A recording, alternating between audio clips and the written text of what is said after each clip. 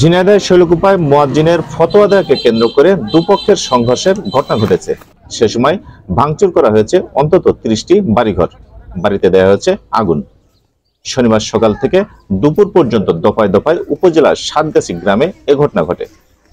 Police ও স্থানীয়রা জানায়, সাতগাছি গ্রামের কাশেম মোল্লার ছেলে সুন্নতে খাতনা অনুষ্ঠানে গান বাজনা বাজানোর শুক্রবার জুম্মার নামাজে গ্রামের মসজিদের মুয়াজ্জিন ও মসজিদ কমিটির সাধারণ সম্পাদক ইমাম হাকিম মোল্লা গান বাজনা বাজানো হারাম বলে ফতোয়া দেওয়ার সময় কাশেম মোল্লা বাধা দেয়। সে সময় মসজিদের মধ্যেই দুটি গ্রুপের মধ্যে বাকবিতণ্ডা হয়। এর জের ধরে বিকেলে হাকিম মোল্লা ও কাশেম মোল্লার লোকজন দেশীয় অস্ত্র নিয়ে সংঘর্ষে জড়িয়ে পড়ে। ভাঙচুর করা হয় বেশ কয়েকটি বাড়িঘর। সংঘর্ষে নারী সহ অন্তত 10 জন আহত হয়। এর জের ধরে শনিবার সকাল থেকে উভয় পক্ষের লোকজন আবারও সংঘর্ষে জড়িয়ে পড়ে। ভাঙচুর করা হয় অন্তত 30টি বাড়িঘর। আগুন ধরিয়ে দেওয়া হয় একটি বাড়িতে। পরে ফায়ার সার্ভিস এসে আগুন নিয়ন্ত্রণে আনে।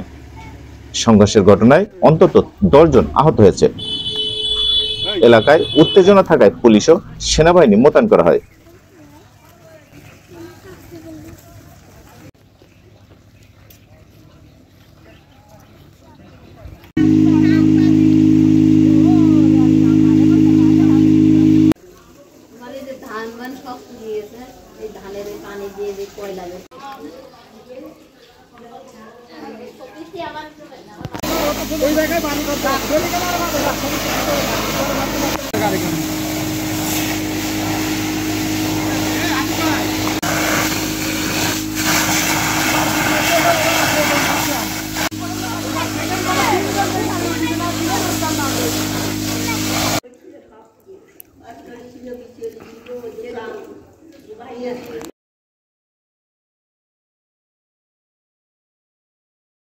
ছিলাম না, সিলে যারা তারা জানে।